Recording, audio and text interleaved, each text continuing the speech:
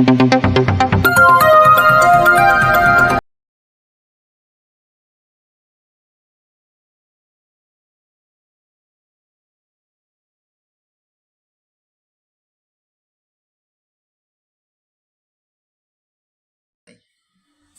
warahmatullahi wabarakatuh. Saya Suheda Bayanti, SPD CGP Angkatan 10 Kabupaten Siden dan Rapang akan melakukan wawancara dengan kepala sekolah saya, Ibu Simpuan SPD, selaku Kepala Sekolah UPT SMP Negeri 62 Pitue, yang terkait dengan pengambilan keputusan berdasarkan kebijakan universal. Selamat pagi Bu. Pagi. Mohon maaf mengganggu waktunya sebentar. Kami akan melakukan wawancara. Mohon maaf, mungkin berkenan untuk memperkenalkan diri secara singkat. Saya Simpuan SPD, Kepala SMP Negeri 62 Pitue. Terima kasih Bu. Kita langsung saja. Ya. Pertanyaan yang pertama adalah bagaimana Ibu mengidentifikasi kasus-kasus yang merupakan dilema etika atau rujukan moral? Iya. Jadi di sini kita melihat kasus dari dua sisi ya Bu, dari rujukan moral dengan dilema etika. Kalau sebuah kasus satu salah satu benar, maka itu dikatakan rujukan moral. Namun jika kedua-duanya benar, maka dikatakan dilema etika. Dilema etika ya Bu. Oke. Oke.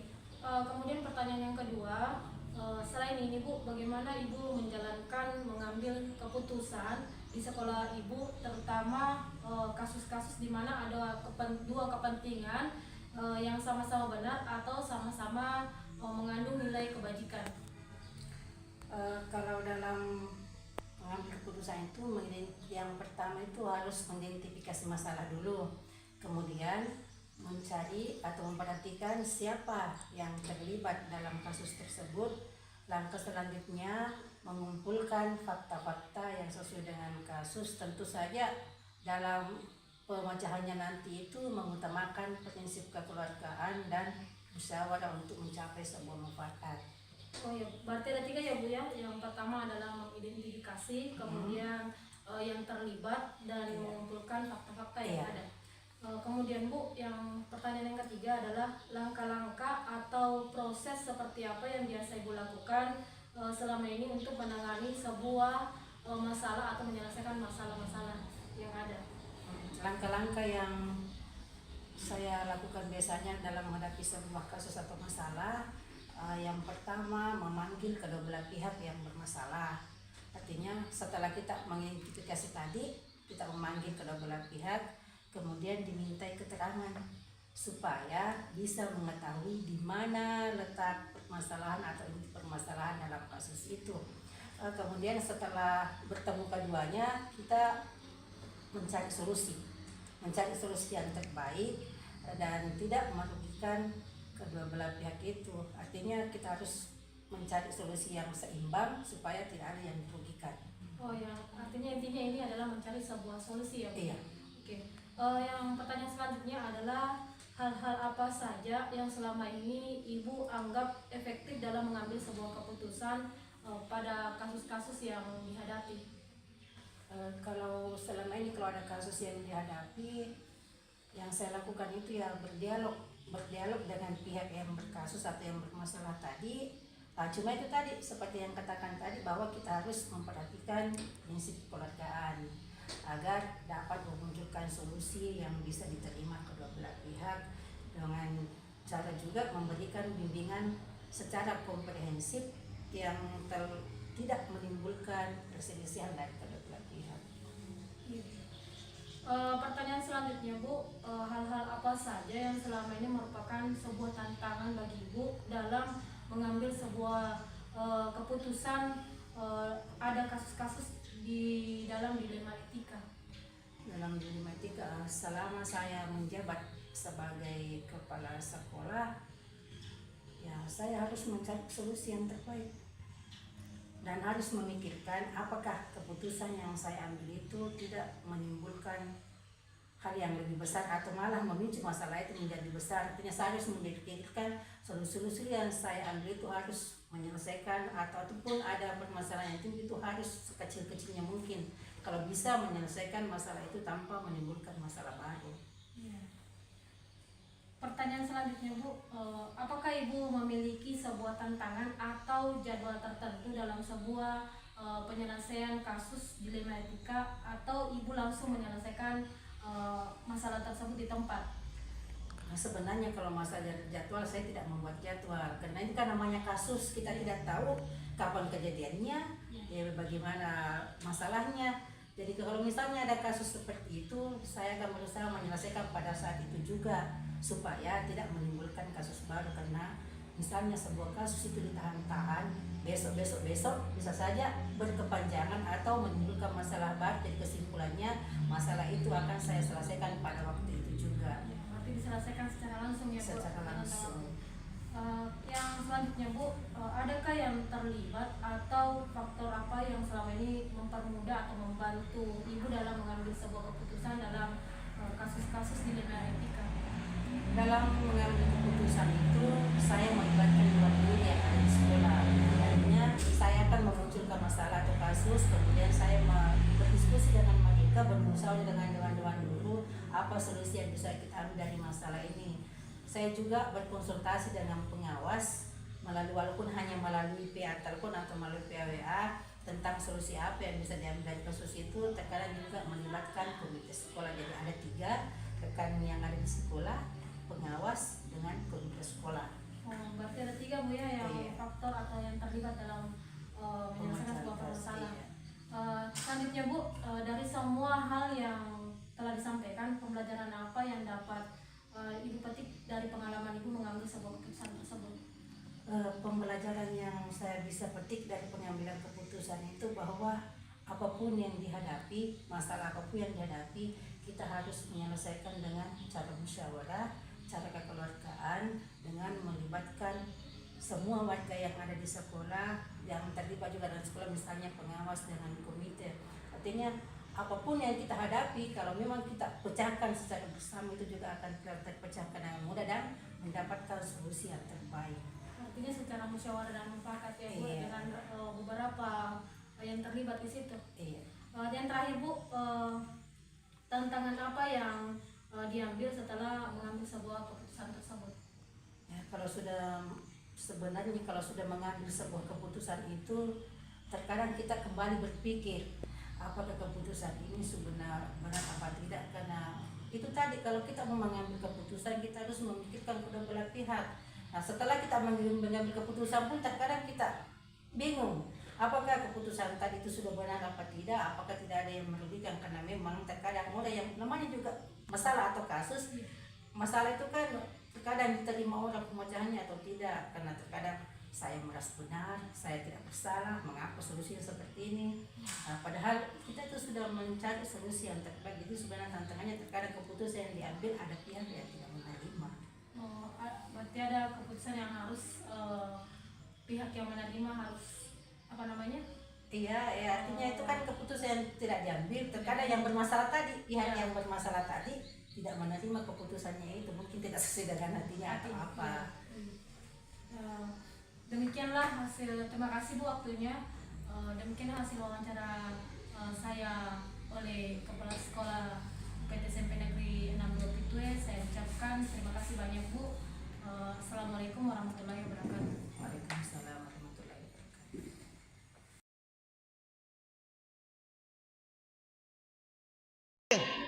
Assalamualaikum warahmatullahi wabarakatuh. Perkenalkan, nama saya Surya Darmayanti SPD, CGP Angkatan 10 Kabupaten Sidemaya Rapang.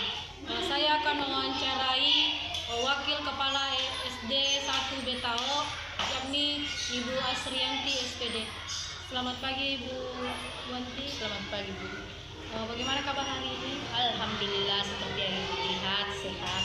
Mohon maaf menyita waktunya sebentar Bu. Kita akan melakukan wawancara terkait pengambilan keputusan berdasarkan kebijakan Makassar. Adapun beberapa pertanyaan yang akan saya ajukan oleh Ibu. Yang pertama adalah bagaimana Ibu dapat mengidentifikasi kasus-kasus yang merupakan dilema etika atau ujian moral? Baik Bu, di dalam satuan pendidikan itu di sini saya cerita terkhusus di sini Bu ya, di SD ini kita tahu bahwa terkadang kita temukan beragam kasus yang kita hadapi, baik itu kasus yang keduanya benar tetapi bertentangan dengan nilai kebajikan yang dikenal sebagai nilai etika, ataupun kasus yang salah satunya benar dan yang lainnya salah. Nah, sebagai seorang pemimpin, saya selaku wakil kepala sekolah, kasus itu harus dapat diidentifikasi dengan benar dan cermat agar tidak ada kesalahan di dalam pengambilan keputusan. Pertanyaan yang kedua Bu, bagaimana Ibu menjalankan pengambilan keputusan di sekolah Ibu, terutama kasus-kasus yang ada dua kepentingan yang sama ataupun mengandung nilai-nilai kebajikan? Ya, untuk kasus dilema etika, saya akan mempertimbangkan bila mana kepala sekolah menyerahkan kepada saya akan mempertimbangkan hal yang dianggap sama-sama benar, tapi apakah hal tersebut berbenturan dengan kepentingan per orang atau banyak orang. Nah, kemudian mengandung nilai-nilai kebajikan yang berupa kebenaran atau kesetiaan, dan juga melibatkan rasa adil atau belas kasihan yang akan berdampak nantinya pada rekan-rekan guru.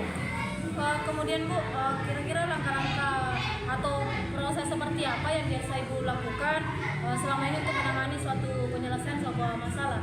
Ya, kalau seperti yang pernah ditangani di sini, sebelum kita mengambil keputusan, kita itu berusaha untuk tidak menghakimi.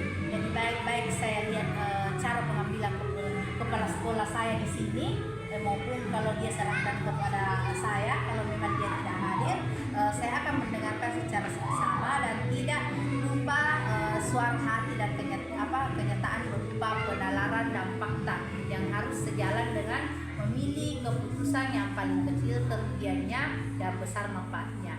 Jadi dengan mempertimbangkan kepentingan peserta didik tentunya. Ya. Kemudian selanjutnya Bu, hal-hal apa saja yang selama ini Ibu anggap efektif dalam mengambil keputusan pada kasus-kasus yang dihadapi? Ya, dalam kasus pengambilan keputusan dengan dilema etika yang efektif, yang perlu dilakukan itu adalah dengan menemukan inti pokok permasalahan. Jadi kita harus berpikir juga secara objektif, jadi harus tahu apa permasalahannya, bagaimana menyelesaikannya. Ya, jadi sebelum kita mengambil keputusan tentunya. Oke, berarti ada dua ya Bu ya. Yang pertama adalah menemukan inti pokok permasalahan, kemudian bagaimana menyelesaikannya. Selanjutnya Bu, pertanyaan selanjutnya adalah hal-hal apa saja yang selama ini merupakan tantangan bagi Ibu dalam mengambil keputusan dalam kasus dilema etika? Ya, terkadang hasil keputusan yang diambil itu mungkin akan ada pihak-pihak yang tidak menerima keputusan tersebut sepenuhnya. Jadi proses untuk dapat membuat pihak tersebut menerima dan menjalankan keputusan tersebut itu menjadi sebuah tantangan tersendiri. Jadi tetap menjadi teladan dalam menjalankan keputusan yang bisa disepakati, salah satu bentuk dan itu merupakan salah satu bentuk tanggung jawab kita sebagai seorang pemimpin. Selanjutnya Bu, apakah Ibu memiliki sebuah tantangan atau jadwal tertentu dalam menyelesaikan sebuah kasus dilema etika atau diselesaikan secara langsung? Ya, kalau menurut jadwal, jadi kalau untuk jadwalnya ini Bu, tergantung dari kasus-kasus yang akan kita selesaikan, yang akan kita bagaimana kita mengambil keputusan itu tergantung dari kasusnya. Apakah ini pengambilan keputusannya harus melibatkan komite ataupun melibatkan orang tua. Kalau seandainya kasus ini melibatkan orang tua atau komite, tentunya kita akan membuat jadwal penyelesaian, jadwal bagaimana kita apa yang akan kita selesaikan. Berarti tergantung dengan kasus Ya, yang ada yang tergantung dengan kasus yang akan kita selesaikan. yang selanjutnya Bu, adakah yang terlibat atau faktor-faktor yang selama ini mempermudah atau membantu dilema etika? Ya, tergantung dan bisa dibagi itu tergantung kasus. Artinya kalau memang kasusnya bisa diselesaikan di dalam sekolah saja, tidak melibatkan orang di luar, itu kita tidak perlu tidak perlu mengundang orang di luar. Akan tetapi kalau memang kasusnya sudah agak besar dan bisa diselesaikan dengan melibatkan orang luar, yang bisa kita undang itu adalah pengawas dan ketua komite. Nah, selanjutnya Bu, dari semua hal yang telah disampaikan, pembelajaran apa yang dapat Ibu petik dari pengalaman Ibu dalam mengambil sebuah keputusan?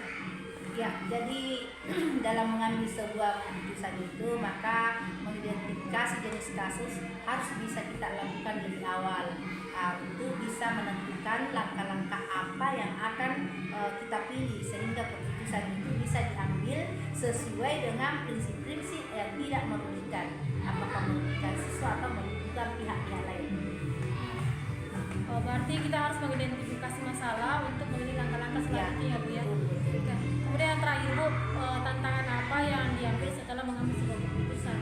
Ya, jadi tantangannya ini terkadang pada saat kita mengajak warga sekolah untuk bertanggung jawab terhadap keputusan yang sudah diambil, yang tidak mungkin bisa memuaskan semua orang, akan tetapi paling tidak keputusan yang diambil itu kan merupakan keputusan yang terbaik untuk semua warga sekolah. Jadi ya di situ terkadang kita ada tantangan dari pihak-pihak di rekan-rekan itu juga. Oke Bu, jadi hasil wawancara kita hari ini Bu, ada poin kesimpulannya. Yang pertama adalah kita harus mengidentifikasi permasalahan yang ada, kemudian mencari langkah-langkah dan melibatkan apabila perlu